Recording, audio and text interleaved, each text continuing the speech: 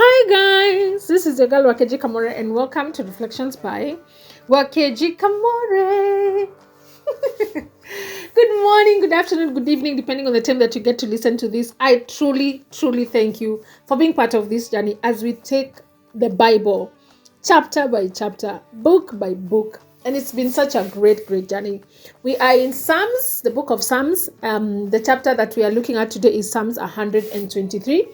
I'm going to be reading it from the NLT version. It's a very short chapter. It has 4 verses. So please just pause this recording. Read the chapter for yourself. Understand what's happening in the chapter. Let the Holy Spirit speak to you specifically because He does want to speak to you and He does have a lot of things that He wants to reveal to you.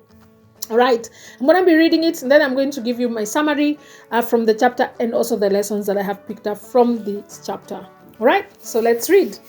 Psalms 123, a song for the pilgrims ascending to Jerusalem. Please know that these songs are songs that guys sang, the Israelites sang as they were walking uphill to go to Jerusalem to worship the Lord or to have a celebration, to have a feast, one of those things that they used to go and do at the temple. So this is what it says. It says, I lift my eyes to you, O God, enthroned in heaven.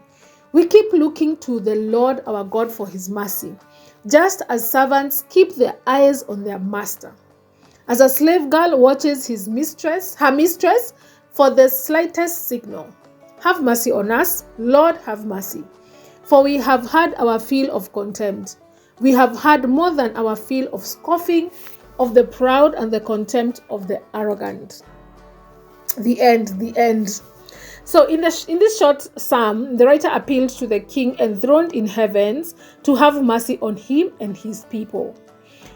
You see, the thing is, they were going through a lot of scoffing of the people that were arrogant. You imagine just a whole nation walking towards this place that they are going to worship the Lord. I'm sure that even if they met other nations on the way, they could have people just scoffing at them this your God that is invisible.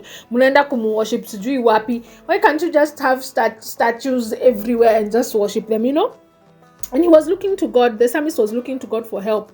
Like a servant looks to a master, and like a maid servant looks to her mistress. The reason he and his people needed help was because they were being mistreated by the rich and the proud and the arrogant. They were powerless to do anything against these people, but the psalmist knew that the King of heavens was able to help them. So in this psalm, we see a contrast between the nature of man and the nature of God. Men, when they become powerful and rich, they grow like a condescending, attitude of those that are below them. But God, on the other hand, who is the King of all, looks at the people that are less powerful with mercy. If you were to ask a rich man for a favor, he will probably very well might sneer at you. If you ask God for a favor, He will go to the treasure stores of heaven and give you generously. So that is the contrast that we see in this very short verse between the nature of man and the nature of God. This psalm is about total dependency on God.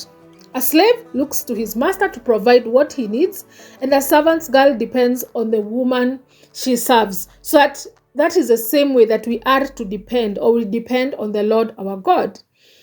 Here is what we can reflect on today. Who are you looking up to? Who are you dependent on? Are you in a space where you can say you're fully dependent on God? Or are you dependent on your parents, maybe your boyfriend, your girlfriend, your husband, your wife? Are you dependent on your grades and the fact that you perform really well in class? Are you dependent on your wealth? Are you dependent on your title and social status? Are you dependent on your degrees and PhDs and all those degrees that you have accumulated? Are you dependent on your human strength? Are you dependent on your wit?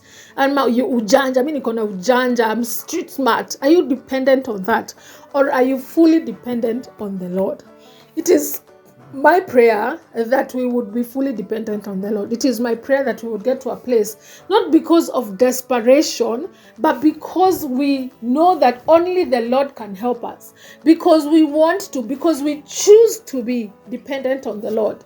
You see, these guys were fully dependent on the Lord, and they were saying they're fully dependent on the Lord to have mercy on them. So in this specific situation, their dependence on the Lord is that they were depending on God's mercy to help them in this situation that they were in. But it's my prayer that we would be fully dependent on the Lord, whether we are in need or not, whether we are pressed by situations or not, whether we are like totally hoping for Him to give us like mercy or not. Like, you can just be in a space of, Mimi, I don't have any need, but I'm still fully dependent on the Lord. You're fully dependent on the Lord for the fact that He's guiding you, that He's leading you, for your wisdom, for in the decisions that you make. You're fully dependent on the Lord. That is my prayer for all of us, that we would get to a place where we are fully dependent on the Lord, not on the blessings that He has given us, not on the things that He has put on us, not on the gifts that He's given us, not on the the wisdom that He has given us, but we would be fully dependent on God. Thank you so much for listening, and see you tomorrow.